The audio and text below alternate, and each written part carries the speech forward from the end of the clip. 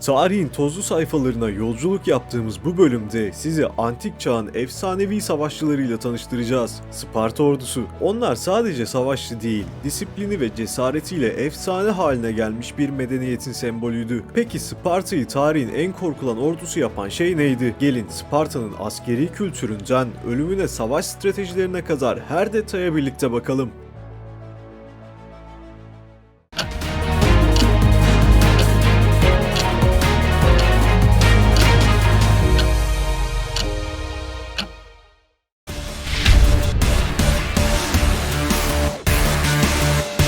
Sparta, Yunan dünyasında diğer şehir devletlerinden çok farklı bir yapıdaydı. Sparta'nın askeri kültürü bu şehir devletinin tüm yapısını şekillendiren, toplumun temelini oluşturan bir unsurdu. Sparta'da hayat bir savaşçı olmak üzerine kurulu ve toplumun her bireyi bu amaca hizmet edecek şekilde yetiştiriliyordu. Bu kültürün en belirgin özelliği ise yaşamın her yönünün bir askerin görevini yerine getirebilmesi için şekillendirilmesiydi. Spartalılar için savaş sadece bir meslek değil, bir yaşam biçimiydi. Erken yaşlardan itibaren bir çocuğun askeri eğitimine başlanır ve bu eğitim sadece fiziksel değil, psikolojik ve toplumsal dayanıklılığı da kapsıyordu. Sparta'da erkek çocukları 7 yaşına geldiklerinde ailelerinden ayrılır ve agoge adı verilen katı bir askeri eğitim sistemine dahil edilirdi. Agoge sadece bir eğitim süreci değil, aynı zamanda bir yaşam tarzıydı. Bu eğitim sisteminin başlıca amacı çocukları hayatta kalma becerileri konusunda yetkinleştirmekti. Yavaş yavaş savaşçı kimlikleri ve toplumlarına olan bağlılıkları güçlendiriliyordu. Agoge'nin zorlukları sadece fiziksel dayanıklılığı değil, aynı zamanda ruhsal ve moral dayanıklılığı da ölçüyordu. Çocuklar zorlayıcı koşullarda büyüyerek sadece bedensel güç değil, aynı zamanda akıl ve stratejiyle savaşmayı da öğreniyorlardı. Bu eğitimde Sparta çocuklarının günlük yemek miktarı çok sınırlıydı. Bu azla yaşamaya zorlayan ortamda çocuklar yiyecek bulmak için yaratıcı çözümler üretmek zorunda kalıyordu. Yavaş yavaş hayatta kalma içgüdülerini geliştiren bu çocuklar çevrelerine duyarlı, stratejik düşünen bireyler olarak yetiştirilirdi. Bunların dışında Spartalı çocukların hırsızlık yapmalarına dahi izin verilirdi. Ancak yakalanmaları büyük bir utanç kaynağıydı. Bu durum onlara bir yandan hayatta kalabilme yeteneklerini test etme fırsatı sunarken aynı zamanda onur ve utanma duygusunu da öğretirdi. Bu tür uygulamalar Spartalıların sadece fiziksel olarak değil, aynı zamanda zihinsel olarak da güçlü olmasını sağlamak için tasarlanmıştı. Sparta'da askerlik yalnızca erkeklerin işi değildi. Kadınlar da bu askeri kültürün bir parçasıydı. Sparta'da kadınların fiziksel sağlığı çok önemliydi. Çünkü Spartalılar sağlam ve güçlü annelerin güçlü savaşçılar yetiştireceğine inanıyorlardı. Bu sebeple kadınlar da fiziksel olarak eğitiliyor, güçlü ve sağlıklı olmaları teşvik ediliyordu. Ancak diğer Yunan şehir devletlerinin aksine Spartalı kadınlar çok daha fazla özgürlüğe sahipti. Mülk sahibi olabiliyorlar, miras alabiliyorlar ve ekonomik hayatta aktif roller üstlenebiliyorlardı. Kadınların bu güçlü rolü toplumun askeri yapısının desteklenmesinde kritik bir öneme sahipti. Spartalı anneler erkek çocuklarına sadece fiziksel güç değil,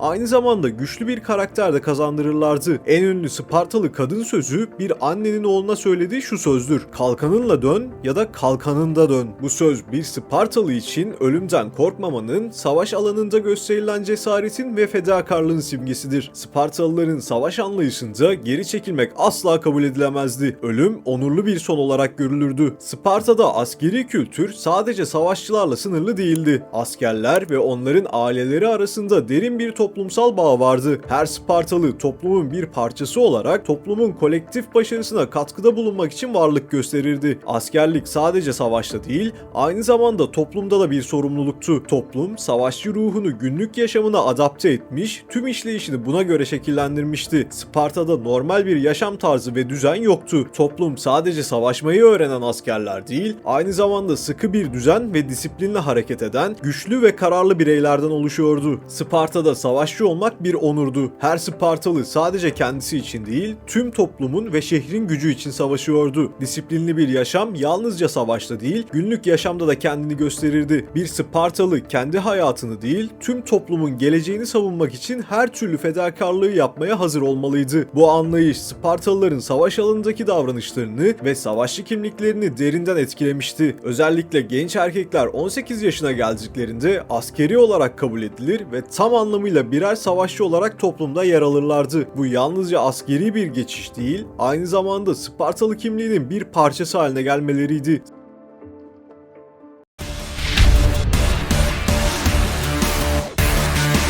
Sparta ordusunun başarısının temelinde yalnızca güçlü bireyler değil, aynı zamanda olağanüstü bir düzen ve disiplin yatıyordu. Savaş, Spartalılar için sadece fiziksel güç değil, aynı zamanda zeka, takım çalışması ve strateji gerektiren bir olaydı. Bu nedenle Spartalı askerlerin savaş alanında bir araya geldiklerinde sergiledikleri disiplin, onları diğer askerlerden ayıran en önemli özelliktir. Sparta ordusu, düşmanlarının sayıca üstün olmasına rağmen düzenli ve koordine edilmiş hareketleriyle pek çok savaşı kazanmayı başarmıştır. En bilinen askeri düzenlerinden biri olan falanks düzeni, Sparta ordusunun etkili bir şekilde savaşa girmesinin temel taşlarından biriydi. Falanks, bir grup askerin öncelikle kalkanlarıyla bir duvar oluşturacak şekilde dizildiği bir savaş düzeniydi. Bu düzen, Spartalıların hem savunma hem de saldırı yapmak için mükemmel bir yapı oluşturmasına olanak tanıyordu. Askerler birbirlerine tamamen bağlıydılar ve her biri yanındaki arkadaşına güvenerek savaşırdı. Bir Spartalı için kendi hayatı değil, grup içindeki uyum ve takımın başarısı daha önemliydi. Falanks düzeninde askerler arasındaki güven başarının anahtarıydı. Bu düzende kalkanlar yalnızca düşman oklarından ve mızraklarından korunmayı sağlamaz, aynı zamanda yanındaki askerin korunmasına da olanak tanırdı. Kalkanlar bir araya geldiğinde neredeyse geçilmez bir duvar meydana gelirdi. Bu, düşmanın yalnızca fiziksel gücünü değil,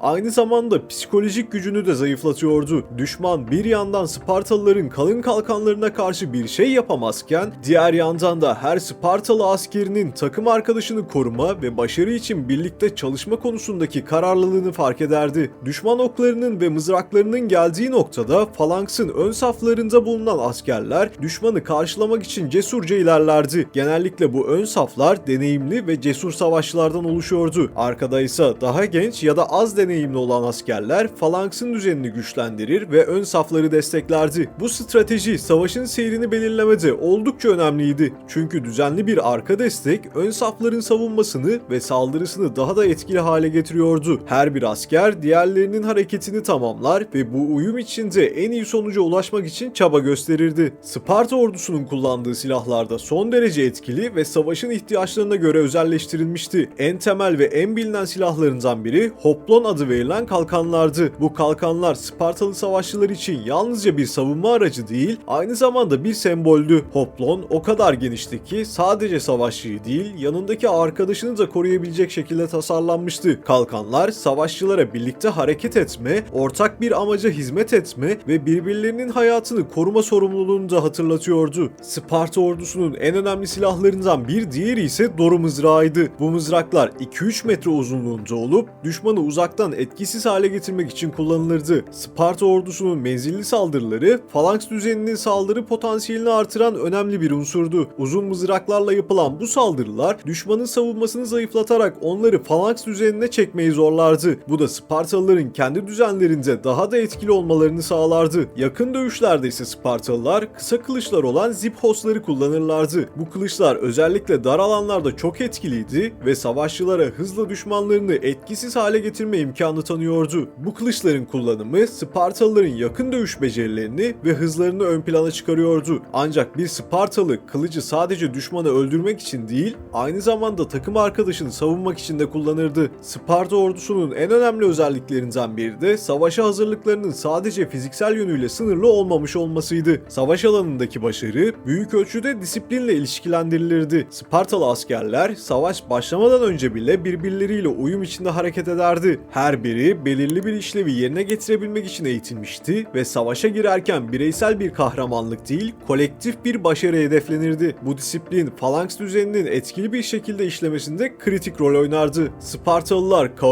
kaotik olabilecek savaş alanlarında bile düzenli ve kararlı kalmayı başardılar. Disiplin sadece savaşın sonunda galip gelmeyi değil, aynı zamanda savaşın ruhunu da etkilemişti. Falanks düzeni ve bu düzenin bir parçası olan stratejik silah kullanımı, Sparta ordusunun savaşlarda neden bu kadar etkili olduğunun göstergelerindendir. Her bir savaşçı sadece kendini değil, aynı zamanda tüm birliği koruyarak savaşır ve bu kolektif ruh Spartalıların büyük başarılar elde etmelerinde etkili olmuştur. Böylece Sparta ordusu sadece savaş alanındaki zaferleriyle değil, savaşın disiplinli ve düzenli işleyişiyle de tarihe damgasını vurmuştur.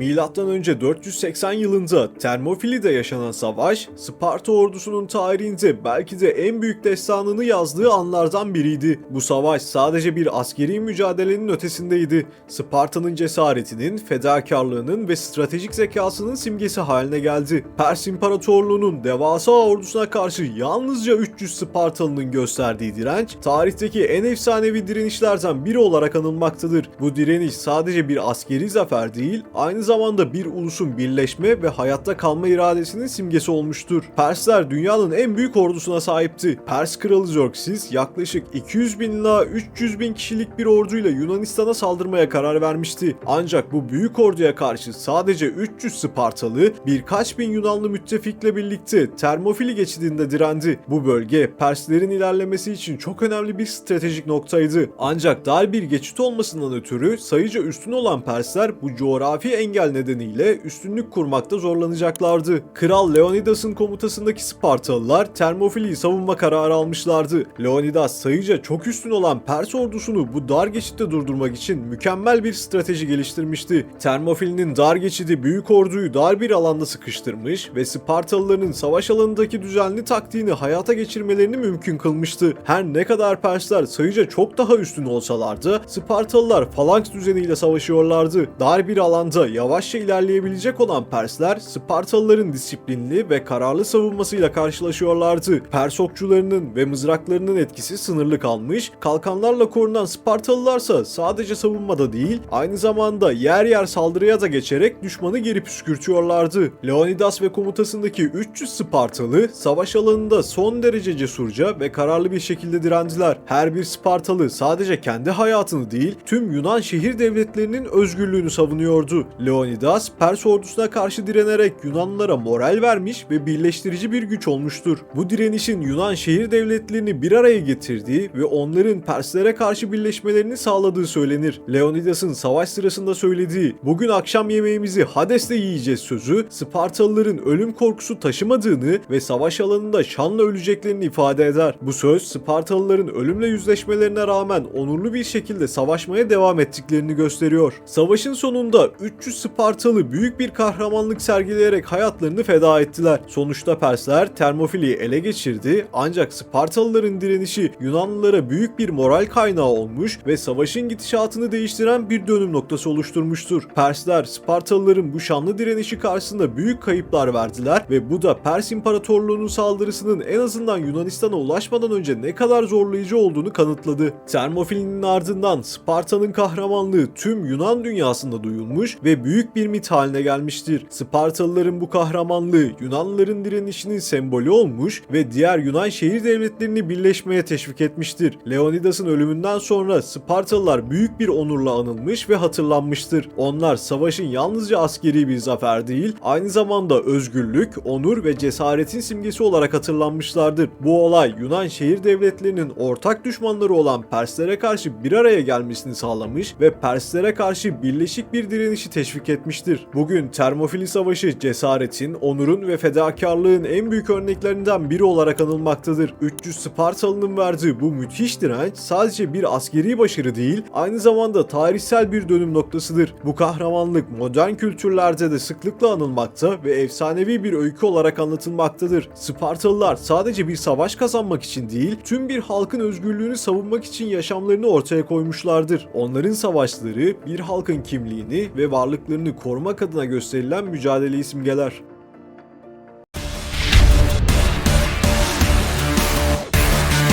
Sparta'nın çöküşü Peloponnez savaşlarıyla başladı ve özellikle Leoktra Savaşı'nda Tebai'ye karşı aldığı büyük yenilgiyle hızlandı. Bu savaş Spartalıların daha önce yenilmez olarak görülen askeri üstünlüklerinin sonunu işaret etti. Sparta'nın savaşa dayalı ekonomik ve toplumsal yapısı uzun süre boyunca savaşlardan yorulan ordunun zayıflamasına yol açtı. Peloponnez savaşlarındaki uzun süren mücadele hem askeri gücü hem de ekonomiyi tükenmiş durumda bıraktı. Spartalılar müttefiklerine karşı bile büyük kayıplar verdi verdi. Bu da Sparta'nın askeri gücünü ciddi şekilde sarstı. Aynı zamanda Helot köleleriyle kurulan Sparta'nın toplumsal yapısı da çöküşün diğer bir önemli nedeniydi. Sparta güçlü bir savaşçı sınıfı yetiştirmek için her şeyi feda etti. Ancak köleliğe dayalı bu yapı toplumda büyük eşitsizliklere yol açtı. Helot isyanları Spartalıların ekonomik ve askeri istikrarını sarsmaya devam etti. Ayrıca Sparta'nın ticaret ve dış dünyayla bağlantıları sınırlıydı. Bu da ekonomik zorlukları daha da derinleştirdi. Leuctra'daki yenilgi Sparta'yı Yunan dünyasında eski gücünden mahrum bıraktı. Zamanla Sparta'nın askeri hegemonyası son buldu ve toplum içsel çelişkiler nedeniyle güçsüzleşti. Artık sadece askeri güç değil, sosyal, ekonomik ve kültürel yapılarındaki zayıflıklar da Sparta'nın çöküşünü hızlandırmıştı.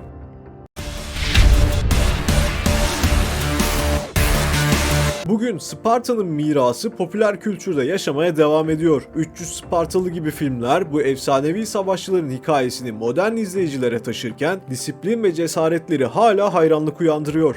Spartans, the finest soldiers the world has ever known. Spartalıların askeri anlayışı modern orduların disiplin sistemlerine ilham vermiştir. Ayrıca onların cesareti ve dayanıklılığı birçok ulusun kültürel mitolojisinde de yer etmiştir. Sparta sadece bir şehir devleti değil, insan azminin ve dayanıklılığının bir sembolüdür.